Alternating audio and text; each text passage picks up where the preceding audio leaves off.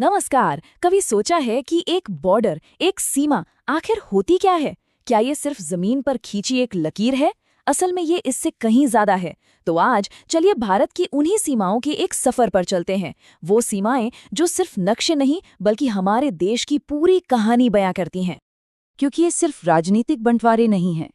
ये वो जगह हैं जहाँ संस्कृतियाँ एक दूसरे से मिलती हैं, जहाँ इतिहास की बड़ी बड़ी लड़ाइयाँ लड़ी गई हैं और जहाँ आज सहयोग के नए रास्ते भी बन रहे हैं।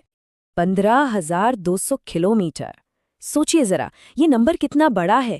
ये कोई छोटी मोटी दूरी नहीं है, बल्कि ये है भारत की जमीनी सरहद की कुल लंबाई।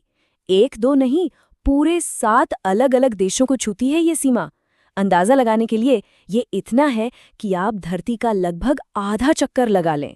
भारत को अक्सर एक कुदरती किले की तरह देखा जाता है, और जब हम इसके भूगोल पर नजर डालते हैं तो ये समझना बहुत आसान हो जाता है कि ऐसा क्यों कहते हैं। ऐसा लगता है जैसे प्रकृति ने खुद इसे एक जबरदस्त सुरक्षा कवच दिया हो। देखिए, उत्तर में अभेद्य हिमालय एक दीवार की तरह खड़ा है जो इसे बाकी एशिया से अलग करता है, और दक्षिण में हिंद महासागर एक विशाल नीली खाई की तरह फैला है जो इसे दुनिया के समुद्री रास्तों के बिल्कुल बीचों बीच लाकर खड़ा कर देता है। ये सिर्फ भूगोल नहीं है, ये एक बहुत बड़ी रणनीतिक बढ़त है। तो चलिए अपना ये सफर शुरू करते हैं उत्तर से। ये वो इलाका है जहां भारत की सीमाएं सबसे ज्यादा चर्चा में रहती हैं। यहीं पर बड़े बड़े साम्राज्य बने और बिगड़े, और यहीं आज भी जियोपॉलिटिक्स की सबसे बड़ी बिसात बिछी हुई है।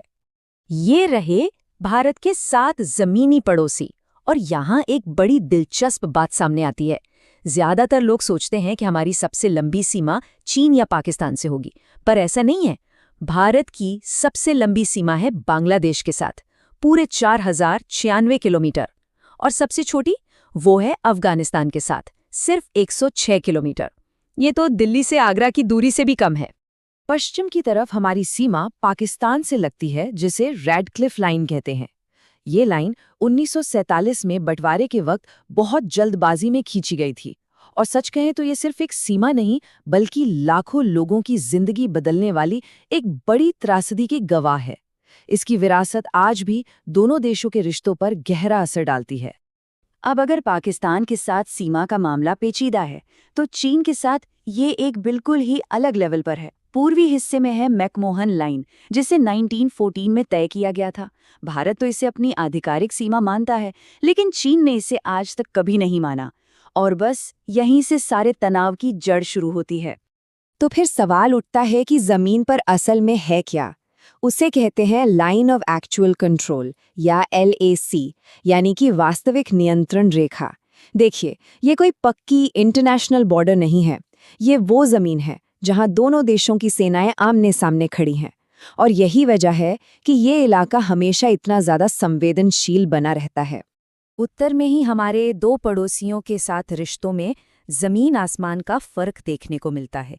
एक तरफ नेपाल, जिसके साथ हमारी एक खुली सीमा है, दोस्ती और गहरे सांस्कृतिक रिश्तों का प्रतीक, लोग बिना पासपोर्ट के आ जा सकते हैं, और वहीं दूसरी तरफ चीन के साथ LAC है, एक विवादित सैन्यकृत जोन। इससे पता चलता है कि सीमाएं सिर्फ लकीरें नहीं होती, वो रिश्तों का आईना होती हैं। अच्छा, अब अपना सफर पूर्व की ओर मुड़ते हैं। यहाँ घने जंगल हैं, घुमावदार नदियां हैं और ऊंची ऊंची पहाड़ियां हैं। यहाँ भारत की सीमाओं का अंदाज बिल्कुल अलग है, और हमारे पड़ोसी हैं बांग्लादेश और म्यांमार। एक बार फिर इस नंबर पर गौर करते हैं, 4096 किलोमीटर। ये है भारत की सबसे लंबी जमीनी सीमा बांग्लादेश के साथ। ये सीमा बहुत ही ज्यादा जटिल है। पता है क्यों? क्योंकि ये नदियों, मैदानों और घनी आबादी वाले गांवों से होकर गुजरती है। कई जगहों पर तो ये लोगों के घरों के आंगन से निकल जाती है, जो इसे मैनेज करना एक बहुत बड़ी चुनौती बना देता है। और ये सिर्फ भारत के लिए ही बड़ी बात नहीं है। अगर हम पूरी दुनिया में देखें तो ये 5वीं सबसे लंबी अंतर्राष्ट्रीय सीमा है। ये फैक्ट हमें बताता है कि इसका पैमाना और इसका वैश्विक महत्व कितना ज्यादा है। अब बात म्यांमार की। म्यांमार के साथ हमारी ज्यादातर सीमा तो प्रकृति ने खुद ही बना दी है। ये पहाड़ियों की एक लंबी चेन के साथ साथ चलती है, जो 2 महान नदियों, भारत की ब्रह्मपुत्र और म्यांमार की इरावदी के पानी को अलग करती है। ये सीमा सिर्फ एक बंटवारा नहीं, बल्कि दक्षिण पूर्व एशिया के लिए भारत का एक बहुत ही जरूरी गेटवे भी है, जो हमारी एक्ट ईस्ट पॉलिसी के लिए अहम है। तो जमीन पर हमारा सफर पूरा हुआ, लेकिन भारत की कहानी वो समुद्र के बिना अधूरी है। तो चलिए अब नीले पानी की ओर बढ़ते हैं, जहां भारत की समुद्री सीमाएं इसकी शक्ति और इसकी रणनीति को एक नया आयाम देती हैं। दक्षिण में हमारा सबसे करीबी समुद्री पड़ोसी कौन है? जी हाँ, श्रीलंका। पर क्या हम जानते हैं कि हमें उनसे अलग क्या करता है? पानी का एक बहुत ही पतला सा रास्ता, जिसे पाक स्ट्रेट और गल्फ ऑफ मन्नार के नाम से जाना जाता है। और इन्हीं पानी के रास्तों के बीच में है एडम ब्रिज, या जिसे हम सब राम सेतु के नाम से बेहतर जानते हैं।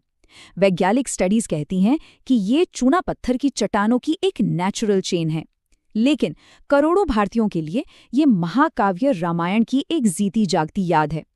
तो ये विज्ञान और आस्था का एक अद्भुत संगम है, जो दो देशों को जोड़ता है। भारत की समुद्री ताकत सिर्फ मेनलैंड तक ही नहीं है।